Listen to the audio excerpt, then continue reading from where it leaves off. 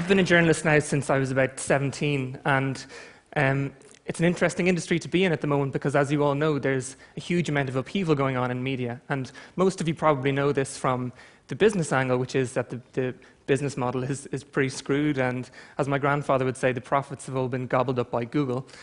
So it's a really interesting time to be a journalist, but the upheaval that I'm interested in is not on the output side, it's on the input side. It's concerned with how we get information and how we gather the news. And that's changed because we've had a huge shift in the balance of power from the news organizations to the audience. And the audience for such a long time was in a position where they didn't have any way of affecting the news or making any change. They couldn't really connect, and that's changed irrevocably. And my first connection with the news media was when, in 1984, the BBC had a one-day strike. I wasn't happy, I was angry, I couldn't see my cartoons, so I wrote a letter. And it's a very effective way of ending your hate mail, love Markham, aged 4, still works. I'm not sure if I had any impact on the one-day strike, but what I do know is that it took them 3 weeks to get back to me. And that was the round journey. It took that long for anyone to have any impact and get some feedback. And that's changed now because, as journalists, we interact in real time. We're not in a position where the audience is reacting to news. We're reacting to the audience. And we're actually relying on them. They're helping us find the news. They're helping us figure out what is the best angle to take and what's the stuff that they want to hear. So it's a real-time thing. It's much quicker. It's happening on a constant basis, and the journalist is always playing catch-up. To give an example of how we rely on the audience, on the 5th of September in Costa Rica, an earthquake hit. It was a 7.6 magnitude. It was fairly big, and 60 seconds is the amount of time it took for it to travel 250 kilometers to Managua. So the ground shook in Managua 60 seconds after it hit the epicenter. 30 seconds later, the first message went onto Twitter. And this was someone saying temblor, which means earthquake. So 60 seconds was how long it took for the physical earthquake to travel. 30 seconds later, news of that earthquake had traveled all around the world instantly. Everyone in the world, hypothetically, had the potential to know that an earthquake was happening in Managua.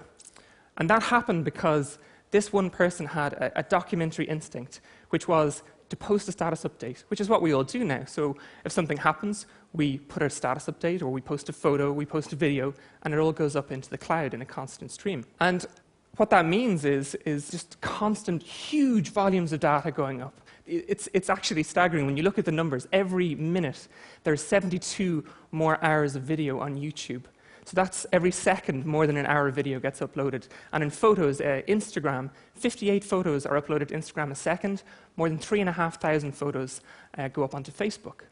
So by the time I'm finished talking here, there'll be 864 more hours of video on YouTube than there were when I started, and 2.5 million more photos on Facebook and Instagram than when I started.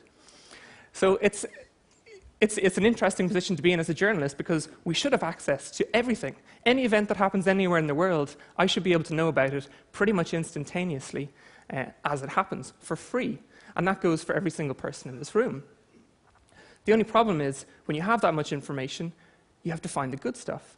And that can be incredibly difficult when you're dealing with those volumes. And nowhere was this brought home more than during Hurricane Sandy. So what you had in Hurricane Sandy was a superstorm, the likes of which we hadn't seen for a long time, hitting the iPhone capital of the universe.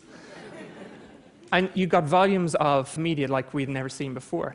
And that meant that journalists had to deal with fakes. So we had to deal with old photos that were being reposted.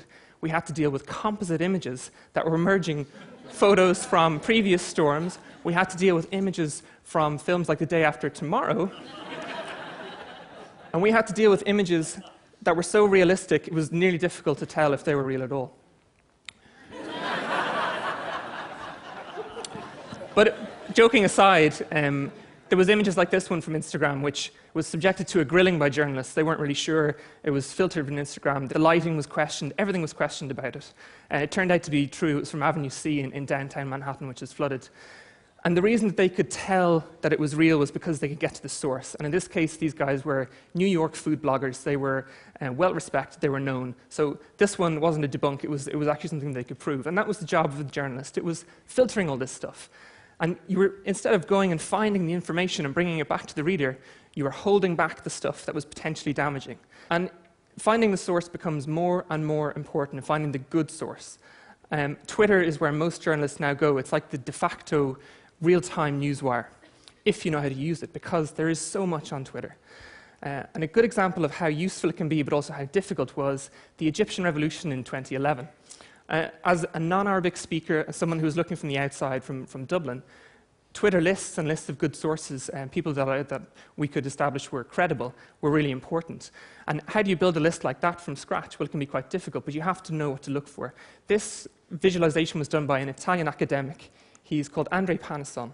And he basically took the Twitter conversation in Tahrir Square on the day that Hosni Mubarak would eventually resign. And the dots you can see are retweets. So when someone retweets a message, a connection is made between two dots. And the more times that message is retweeted by other people, the more you get to see these nodes, these connections being made.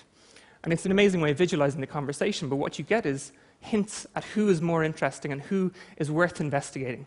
And as the conversation grew and grew, it became more and more lively, and eventually you were left with this huge, big, rhythmic pointer of this conversation. You could find the nodes, though, and then you went, and you go, right, I've got to investigate these people. These are the ones that are obviously making sense. Let's see who they are.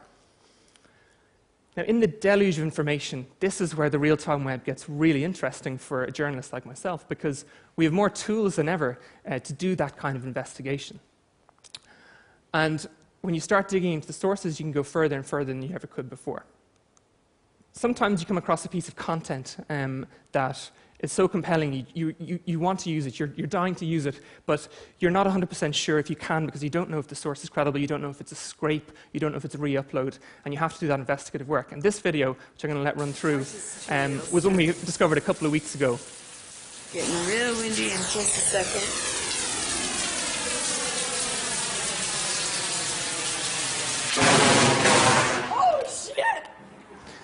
Okay, so now if you're a news producer, this is something you love to run with, because obviously this is gold. You know, this is a fantastic reaction from someone, very genuine video that they've shot in their back garden. But how do you find if this person, if it's true, if it's faked, or if it's something that's old and it's been reposted?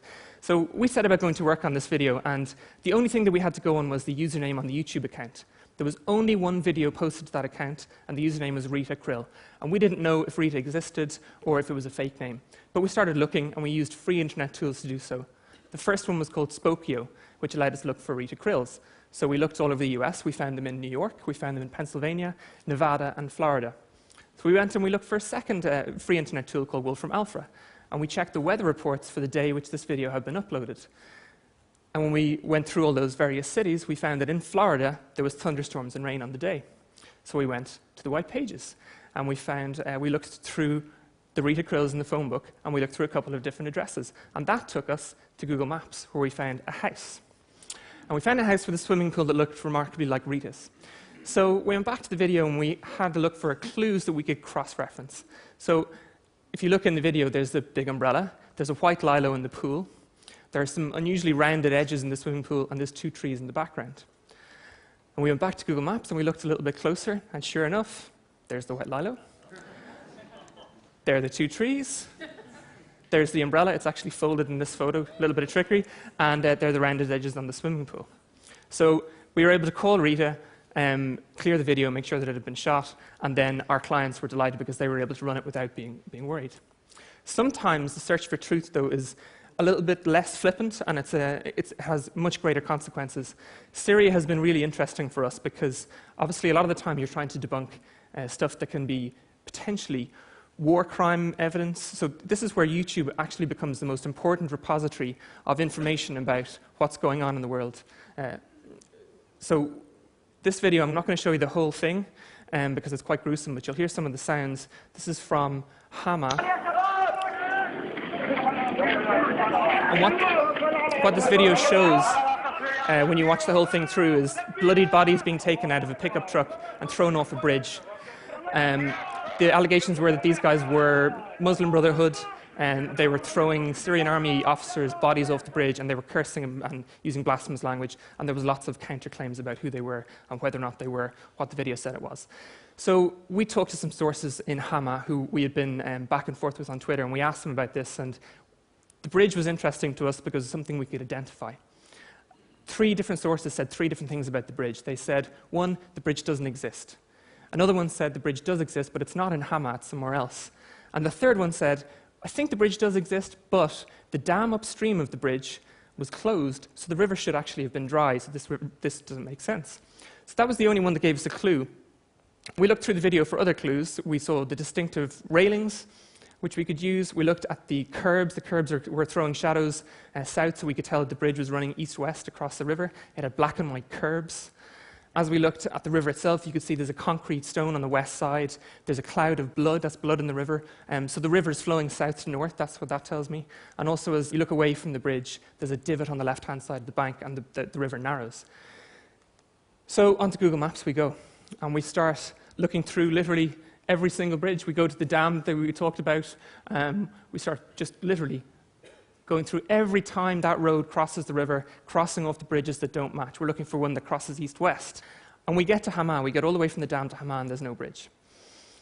So we go a bit further. We switch to the satellite view, and we find another bridge, and everything starts to line up. The bridge looks like it's crossing the river east to west. So this could be our bridge. And we zoom right in.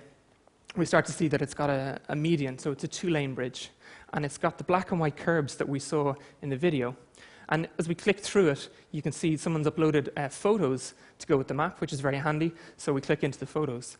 And the photos start showing us more detail that we can cross-reference with the video. The first thing that we see is we see black and white curbing, which is handy because we've seen that before. We see the distinctive railing that we saw the guys throwing the bodies over. And we keep going through it until we're certain that this is our bridge. So what does that tell me? I've got to go back now to my three sources and look at what they told me. The one who said the bridge didn't exist, the one who said the bridge wasn't in Hama, and the one guy who said, yes, the bridge does exist, but I'm not sure about the water levels. Number 3 is looking like the most truthful all of a sudden. And we've been able to find that out using some free internet tools, sitting in a cubicle or in an office in Dublin in the space of 20 minutes. And that's part of the joy of this. Although the web is running like a torrent, there's so much information there that it's incredibly hard to sift and getting harder every day. If you use them intelligently, you can find out incredible information. Given a couple of clues, I could probably find out a lot of things about most of you in the audience that you might not like me finding out. But what it tells me is that at a time when there's a greater abundance of information than there ever has been, it's harder to filter. We have greater tools. We have free internet tools that allow us help us do this kind of investigation. We have algorithms that are smarter than ever before and computers that are quicker than ever before. But here's the thing. Algorithms are rules. They're binary. They're yes or no. They're black or white. Truth is never binary. Truth is a value. Truth is emotional. It's fluid. And above all, it's human. No matter how quick we get with computers, no matter how much information we have, you'll never be able to remove the human from the truth-seeking exercise because in the end, it is a uniquely human trait. Thanks very much.